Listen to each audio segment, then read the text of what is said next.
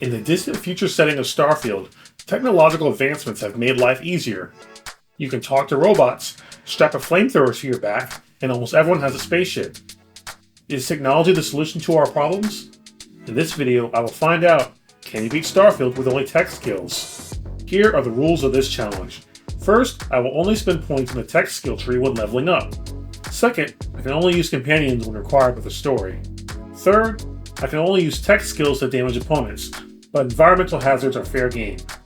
The key skills for this build are Boost Pack training, because I always skip leg day, Boost Assault training, to deal fire damage with the Boost Pack and a chance to knock down enemies, and Security, because who doesn't like unlocking more loot and shortcuts. While chasing a bounty, I found myself stranded on Vectera. To make ends meet until I could get away, I picked up a mining job with Argos extractors. I touched a strange object and ended up in the sickbay on my first day on the job. Hey, you. Finally awake. When I came to, I remembered that I was a bounty hunter.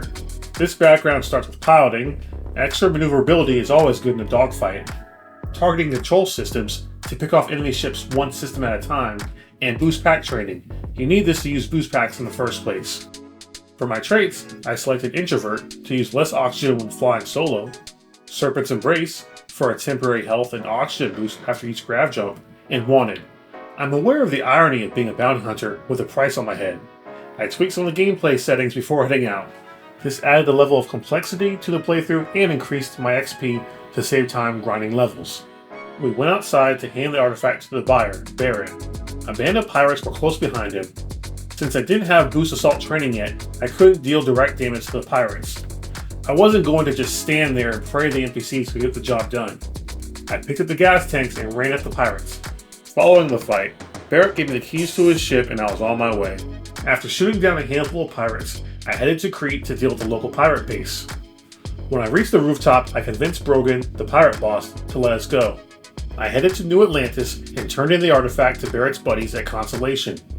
As a reward, I finally got a pack with boost capability.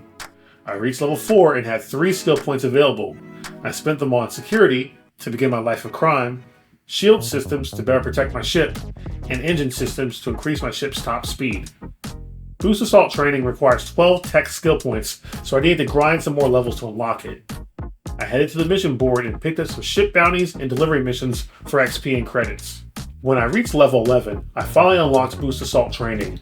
Now that I could be useful in battle, I headed to the lodge to start my first mission for Constellation. In our pursuit of another artifact, we investigated the case of a missing Vanguard pilot. I got my first bit of battle experience at the Nova Galactic facility. This gave me a chance to refine my sophisticated combat strategy of spamming the jump button. I jumped, hopped, and skipped through the building and found the clue to the pilot's location. When we found his ship, it was overrun with hostiles. I leapt into action immediately. Considering how much I hit my head on the ceiling, I'm surprised I didn't pick up a concussion. In exchange for saving his life, the pilot gave us the artifact. I'll trade some weird space rock for a rescue anytime.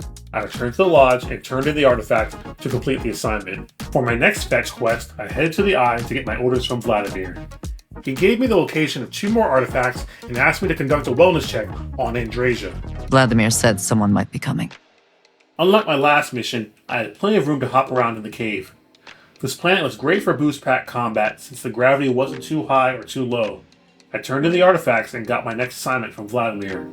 He asked me to investigate a gravitational anomaly. Inside the temple, I entered the Stargate and gained telekinesis. Next, I returned to Vectera to begin the search for Barrett.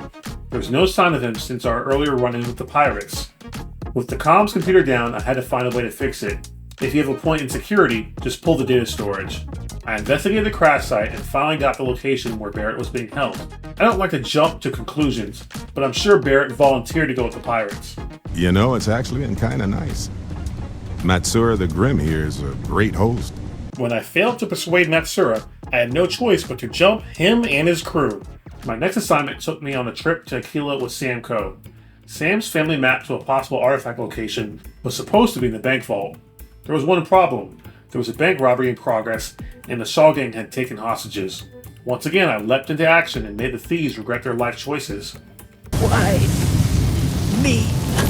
Before going back to the bank, I bought a Nova Blast Disruptor. The EM damage is non-lethal, so it simply stuns enemies instead of unaliving them. Also, I just unlocked Boost Assault Training 3. This grants the ability to hover with the boost back while aiming down sights. We returned to the vault to search for the Co family map. With no guards around, I saw this as an opportunity to hone my security skills and help myself to some loot. When I finally got around to doing my job, the map wasn't there because Sam's father had taken it. Along the way to the Co estate, I stopped by the local fence, I mean the trade authority, to sell the stolen goods. One family reunion and a lockpick later, we had the map and were on our way to the empty nest. We arrived and ran into more members of the Shaw gang. We weren't on the best terms since I had thwarted their associate's bank robbery earlier. After picking up the artifact, my next task was to deal with the head of the Shaw gang. When I returned to base, I spoke with Walter, who bankrolls Constellation, but is too cheap to use his ship. I'll ride passenger on your ship until we get to Neon. Just let me know when you're ready to set off. For his latest scheme, we traveled to Neon to buy an artifact. The price was a bargain. Could even say it was a steal. Stop right there! You're in possession of Slayton Aerospace property. I bought the VIP package, so security stepped in to handle the situation. As retaliation for taking his artifact, Slayton locked up my ship. Naturally, I had to pay him a visit.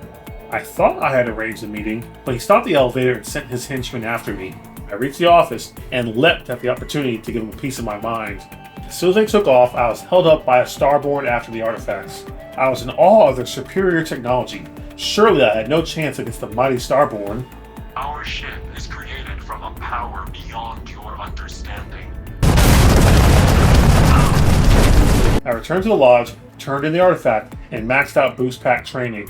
Vladimir gave me a lead on a couple more artifacts and told me to watch out for Starborn. Next, I forced my way aboard the scow, the crew rolled out the red carpet for me, and Captain Petrov was a gracious host. I used my 5-finger discount and fled the scene of the crime. On the way back, I made a detour on Aquila to clear my bounty before returning to United Colony space. Since I was already there, I honed my lockpicking skills again and withdrew some funds from the bank. While I was away, the hunter attacked my comrades. I stayed at the lodge while Noel packed up the artifacts and escaped to my ship with the others. After the dust had settled, I returned to Jemison and made another withdrawal. Suddenly, I remembered that I had forgotten to dismiss Sam as my follower from the previous mission. Maybe it's not a good idea for Cora and I to be traveling with you. Well, that problem fixed itself. The next mission, Unity, could have been an email. At least I got a free Varun spacesuit set out of it. I returned to the lodge and... Wait, what the heck? Let me in! Let me in! Let's try this again. I jumped onto the roof and entered through the door on the rooftop.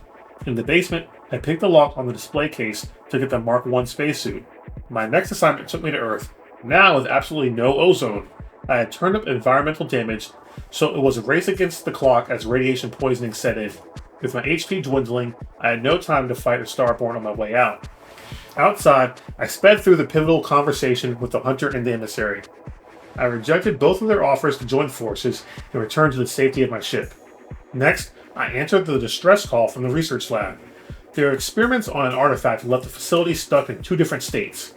As the protagonist, only I could switch between the 2 realities. Each posed their own challenges. In the alternate reality, the facility had exploded, and let's just say that the building wasn't the only thing on fire.